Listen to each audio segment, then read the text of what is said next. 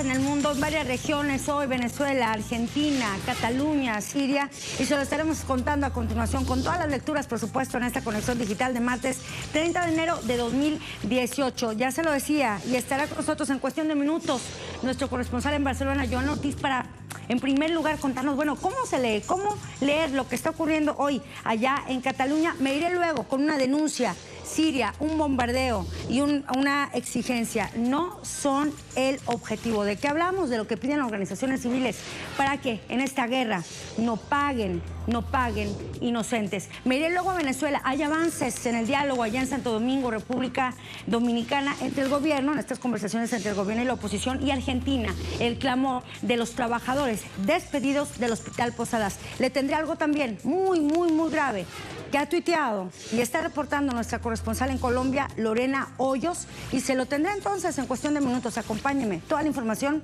desde el RD 2.0.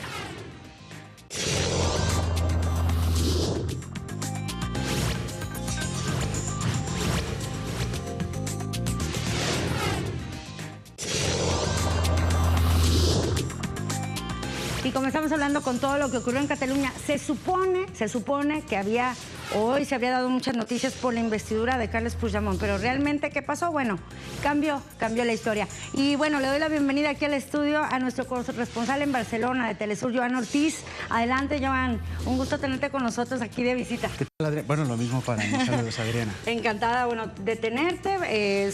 Siempre lo hemos citado a Joan con sus reportes en directo acerca de lo que pasa. Y justo, Joan, decíamos, había una noticia que se supone que se iba a dar hoy.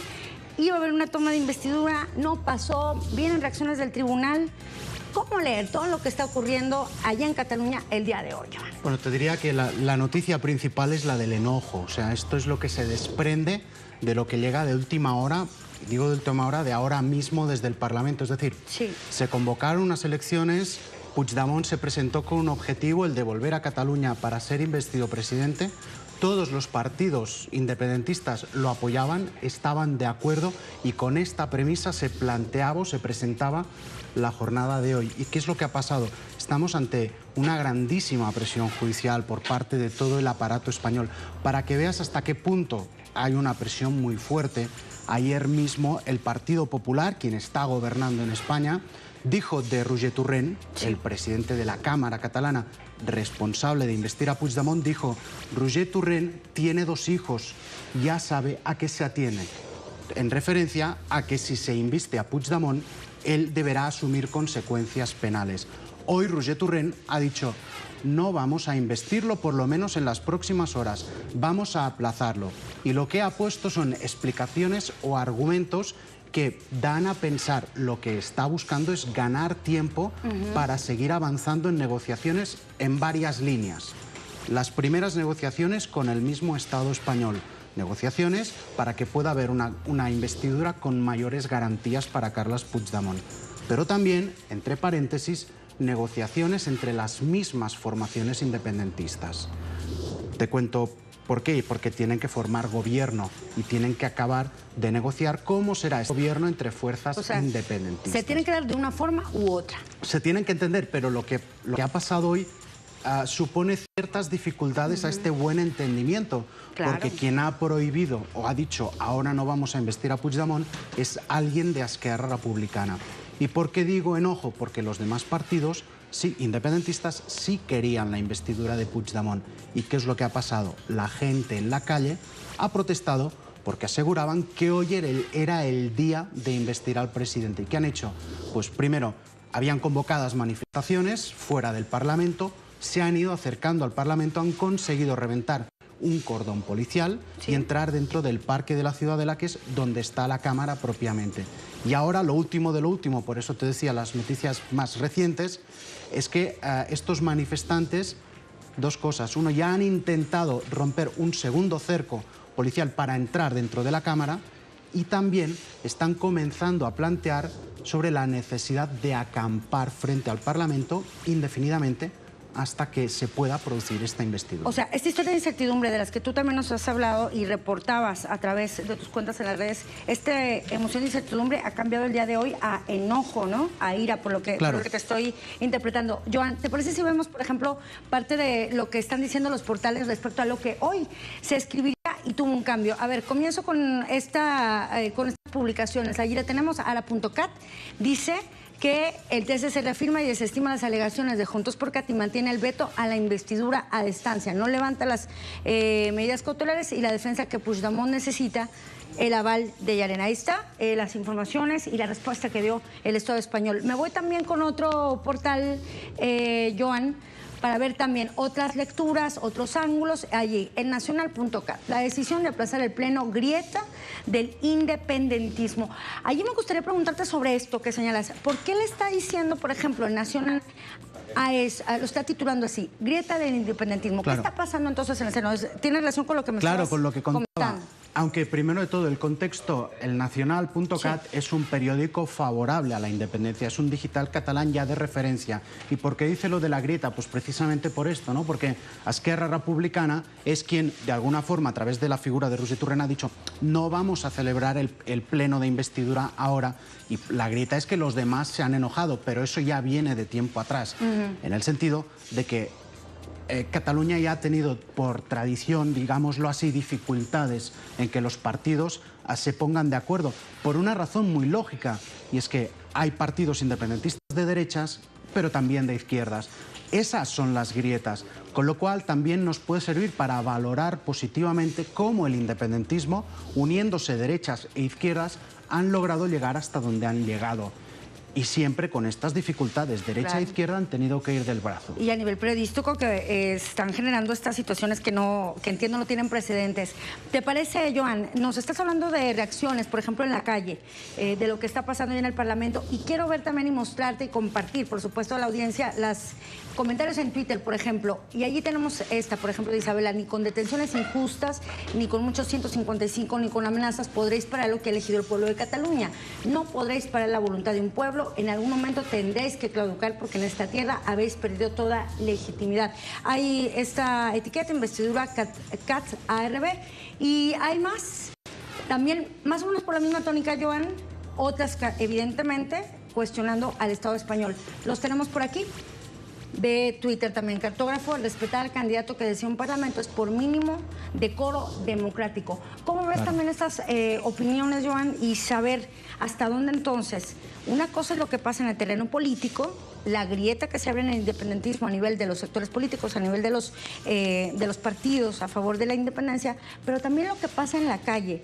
¿Qué está haciendo y qué están diciendo los catalanes en este momento respecto a lo que está pasando? Tú que vienes de allá, justamente. Bueno, precisamente, y al margen de esta grieta que quisiera recalcar, particularmente lo planteo desde la normalidad, porque siempre ha habido dificultades de entendimiento entre derecha e izquierda. Pero volviendo a la calle, sí que hay una concepción muy clara de que esta república comenzó en la calle. La gente comenzó manifestándose en la calle. Las grandes movilizaciones que hemos visto siempre comenzaron desde la sociedad civil.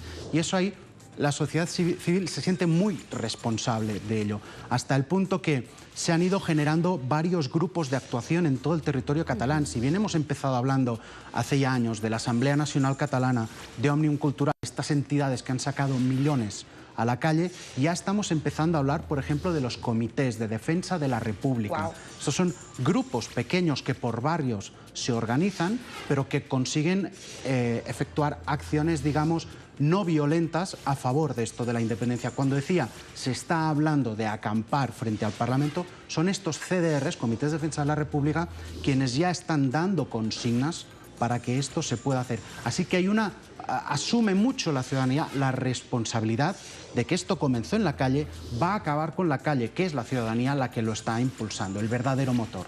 Bueno, Joan, estamos a punto ya de despedir este segmento y me gustaría hacerlo con una pregunta para ti como corresponsal, que has estado escribiendo esta historia, que has estado contando esta historia de la independencia de Cataluña. ¿Qué tanto ha influido el hecho de que, por un lado, estábamos acostumbrados o había una prensa tradicional, televisión, radio, etcétera, los periódicos? ¿Cómo ha cambiado y qué tanto han influido las redes sociales en la manera en que se ha contado esta historia del independentismo catalán. Bueno, igual para responder, el ejemplo más claro es el 1 de octubre, cuando hay un referendo organizado clandestinamente, porque no había otra alternativa, en la que acuden 2,2 millones de personas a votar. Sí. Te pregunto, ¿las imágenes de las cargas policiales consideras que se han visto más reproducidas en Telesur o en una televisión estatal española? En ninguna otra, Telesur. En Telesur, sin duda. Pero de eso se han hecho eco también, claro, los medios, no los medios, las redes claro, sociales. Así que, claro, en esta era cada vez más interconectada, donde la información es asequible, se ha democratizado tanto, es muy difícil ocultar las mentiras.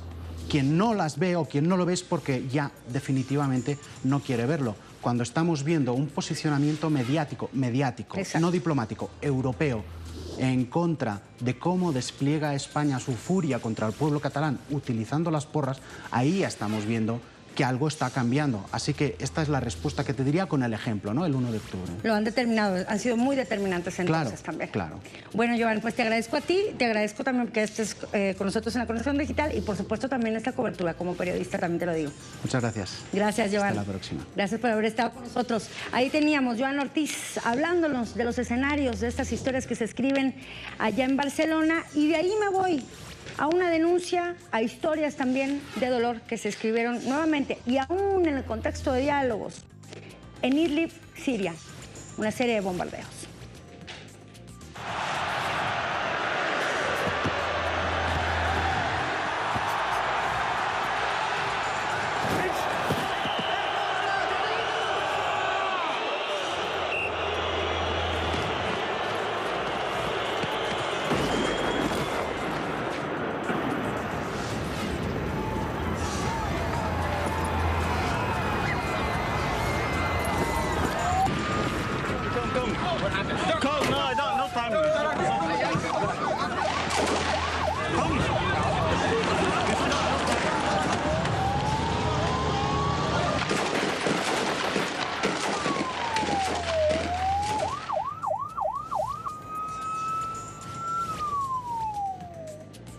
No son un objetivo. Así es como se están pronunciando las redes en torno a esto que ocurrió en Idlib, Siria. Al menos 11 personas, entre ellos 5 niños, murieron luego de un bombardeo nocturno en esa provincia al norte del país árabe. De acuerdo con fuentes locales, los proyectiles golpearon el mercado principal de verduras de la localidad de Sarakeb y un hospital también sufrió graves daños y quedó inutilizado para actividades médicas. Se llamaba el Hospital Oudai, también conocido como Alizán, el único centro de salud público que funcionaba en el distrito y que daba servicio a un área donde viven 50,000 personas. Tenía sala de urgencias, un servicio de consultas externas, daba también cirugía general y traumatológica y realizaba una media de 3.800 consultas al mes. Ahora, ¿qué pasó? Quedó inutilizado. No la target, no son el objetivo, es la exigencia para que no se ataque estos lugares indispensables para civiles. Europa Press lo tiene de esta manera. Cierra un hospital del norte de Siria apoyado por Médicos Sin Fronteras luego de sufrir 2 ataques aéreos el lunes. Es una decisión y un episodio que reportó de hecho Médicos Sin Fronteras. Se obligó a cerrar sus puertas a este hospital luego de sufrir estos 2 ataques aéreos que acabaron con la vida de al menos 5 personas. Lo confirmó la ONG en un comunicado, por eso se tuvo que cerrar, y dice que un miembro del equipo médico señaló que en un primer ataque aéreo alcanzó la sala de espera. El segundo afectó a la zona situada frente al hospital, destruyendo una ambulancia. Tenemos entonces estas 2 etiquetas, los usuarios se están sumando con esto. Veamos, Dani García Soto, ya sea en Yemen, Siria u otros países en conflicto, no es admisible que bombardeen hospitales de Médicos Sin Fronteras o de cualquier otra ONG, porque dan cuidados a todo el que lo necesite. Tenemos también estas opiniones, más reacciones con la misma etiqueta. Cartones, dibujos, pacientes, personal e instalaciones de salud no son un objetivo. No deberían serlo. Not a target, no son un objetivo. Miguel Rodríguez se pronuncia así, con este niño pidiendo que no lo ataquen. Otro más de Twitter, Fortín Guerra, cerca del corazón. a Médicos Sin Fronteras y a todas las víctimas de estos ataques aéreos, del doble ataque aéreo en Siria de esta mañana, porque golpear vidas inocentes y de quien nos salva es puro horror, así como un innoble crimen de guerra. Y está ahí también arrobando a esta organización y a la cuenta de esta organización en Italia. Peter Salama dice: ataque deplorable en Médicos Sin Fronteras sobre un hospital en Idlib, Siria. Nuestros pensamientos están con los heridos y con los muertos. La salud no es un objetivo. Y entonces, así nos vamos a la pausa. Al regresar le tengo más noticias. Hay avances en los diálogos de Venezuela, los que se están llevando ya en República Dominicana, también en Argentina, el descontento laboral en el presidente gobernado por quien se presumió en campaña como el que iba a realizar la revolución del empleo, y también un escenario muy lamentable el que se reporta en estos momentos en Colombia. Ya regresamos.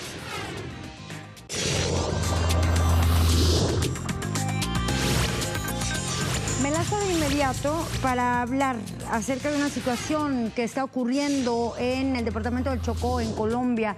Una situación de violencia en el litoral de San Juan, donde estamos hablando de víctimas. Lo reporta Lorena Hoyos, nuestra corresponsal en este país. Comunidades del Chocó denuncian que bombardeo de la fuerza pública en el resguardo indígena Chacpientordo, en este litoral, dejó un número indeterminado de víctimas. Y ella utiliza dos etiquetas para que usted también se sume a la información acerca de que ocurrió este bombardeo de la fuerza pública en el resguardo indígena Chacpientordo, Colombia. El medio también de este país, Nueva Colombia Noticias, acerca y se hace eco de esta información. Lo tenemos ahí en NS Noticias, en su cuenta @NSPrensa. Atención, Defensoría del Pueblo confirma el bombardeo de la fuerza pública al resguardo indígena del Chocó. Exigen entonces cese el fuego. Una información que por supuesto les estará ampliando Telesur, pero que evidentemente está reportando a través de las redes, a través de este papel que realizan las redes, está reportando de manera inmediata este bombardeo de la fuerza pública contra habitantes del Chocó, que habría dejado un número de víctimas. Le estaremos ampliando la información más adelante. Mientras, ahí está lo que han compartido Lorena Hoyos y otros medios colombianos. Una grave situación que se presenta hoy martes en ese país. Hablando también, vámonos con esa región, a un país de la frontera, y que es desde donde estamos transmitiendo, Venezuela. Ahí está la reunión clave de quienes sí le apuestan al diálogo para garantizar la paz, la estabilidad en esta nación. Son diálogos que se realizan en República Dominicana y en Santo Domingo, y con ellos se ratifica que por parte del gobierno hay una apuesta por la paz, del gobierno y también de todos los acompañantes a estas negociaciones. Un diálogo que se lleva a cabo a pesar de las sanciones de la Unión Europea, a pesar de que hay países que intentaron sabotearlo, saliéndose del diálogo, y a pesar de que hay quienes no le están apostando a esto, a las conversaciones, a sentarse en una mesa. Vamos a ver qué tienen. Tenemos los portales sobre esto. Telesur afinan detalles de acuerdo entre el gobierno y la oposición de Venezuela. Y esta nota nos está hablando allí, mostrando al jefe de la delegación gubernamental de Venezuela en estos diálogos, Jorge Rodríguez, ministro de Comunicación e Información, quien habló esta mañana acerca de las expectativas para las próximas horas. Él dijo que confía en que sí pueda haber una solución para la crisis venezolana. Lo hizo al presentar un avance sobre las conversaciones que sostienen allá en Santo Domingo. Se prevé que pueda haber un acuerdo esta tarde, y dijo: yo reconozco la labor de la oposición venezolana que se ha presentado en la mesa del diálogo, y también aseguró: estamos en los detalles finales, estoy casi seguro que sí habrá solución. Palabras textuales de Jorge Rodríguez, el jefe de la delegación gubernamental. Tenemos entonces, con estas mismas etiquetas, aquí hay un resumen informativo de lo que ha ocurrido en este día, en este segundo día ya de las conversaciones entre el gobierno y la oposición allá en Santo Domingo, República Dominicana. ¿Qué ha pasado? ¿Qué ha ocurrido a lo largo de esta segunda jornada? Tenemos el reporte en directo de nuestra enviada especial, Maylen García.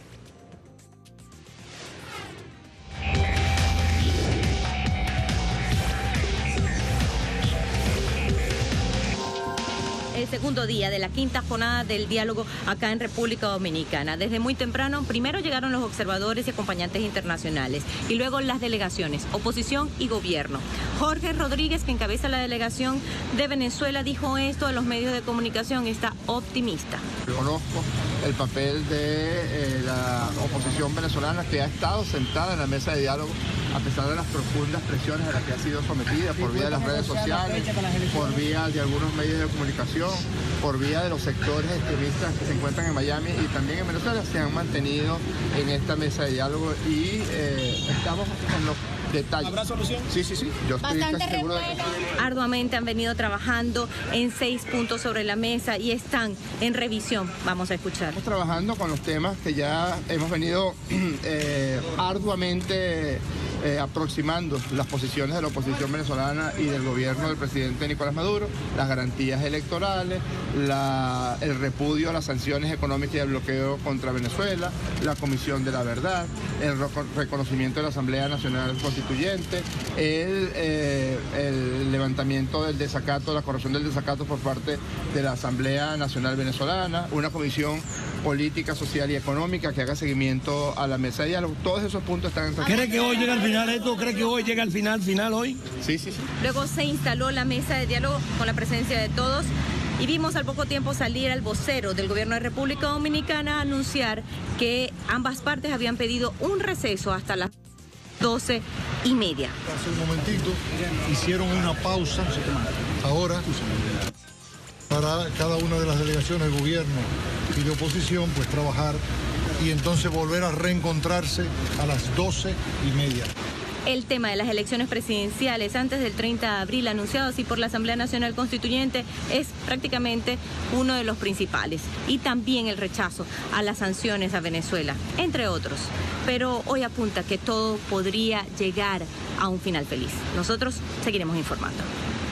Y todo apunta a que así será. De ahí entonces, de Venezuela, hay un escenario que no es tan feliz y le estoy hablando de lo que está pasando en Argentina. ¿Qué es? Hoy, la emoción que impera, el descontento. ¿Por qué? Porque despidieron a 122 trabajadores del Hospital Posadas y ante esta situación, los demás trabajadores de otros gremios, no solo los de la salud, se unieron a un paro y a una marcha hacia el Ministerio de Salud para exigir ya, no solo a las autoridades de salud, también al gobierno de Macri en general, cese ya todos estos despidos, toda esta precariedad laboral y solidaridad así nuevamente con los trabajadores que pierden su empleo, gente que se queda en la calle, allá en Argentina, en un país donde el gobierno encima dice que creen que los habitantes de esa nación todos son descendientes de europeos. Cita de Mauricio Macri, página 2 se lo reseña así.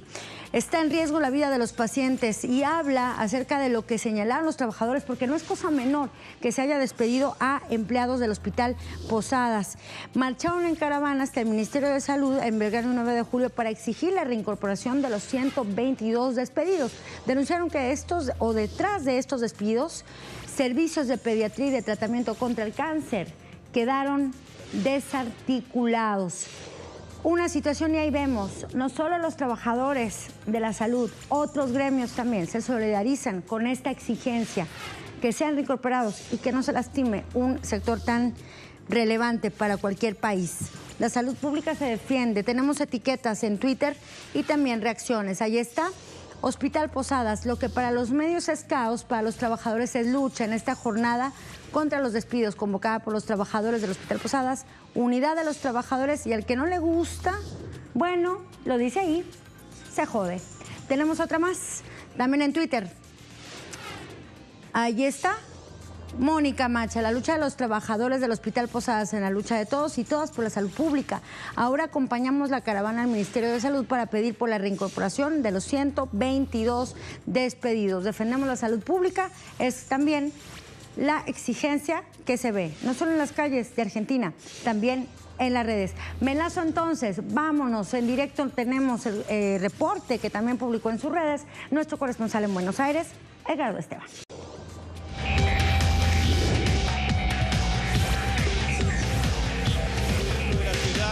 mis espaldas el Ministerio de Desarrollo Social. Aquí se han concentrado los trabajadores de la salud para reclamar al gobierno Mauricio Macri la reincorporación inmediata de los 122 trabajadores despedidos del Instituto Posada, uno de los hospitales más importantes de las afueras de la capital de Argentina, y que marca también la persecución política que tiene el gobierno de Mauricio Macri en función de que la mayoría de los despedidos son delegados, representantes de los trabajadores que, a pesar del amparo o el respaldo que tienen de sus sindicatos, han sido censateados de forma ilegal. Desde esta perspectiva, realmente una movilización importante, también un gran número de efectivos de seguridad para controlar justamente el movimiento de los trabajadores, pero que desde aquí se van a trasladar hasta el Ministerio de Planificación justamente para marcar esta situación de reclamo y anticipando de que van a trabajar para profundizar las medidas de fuerza en los próximos días. Realmente una movilización importante por parte de los trabajadores de la salud. Ahí está entonces. Muchísimas gracias a Edgardo, también a todo el equipo que hizo posible esta conexión digital, estudio, camarógrafos, cabina, redacción, producción y por supuesto a usted que tiene su confianza en nuestra edición digital. Nos vamos entonces con algo acerca de Gandhi. Hoy se cumplen 70 años de su asesinato. Se fue de esta vida perdonando a quien lo asesinó, pero también dejando al mundo un legado de paz. Por ello se conmemora hoy en todo el planeta el Día de la Paz. Y lo hacemos, terminamos esta edición recordando las palabras de Gandhi. Hasta mañana.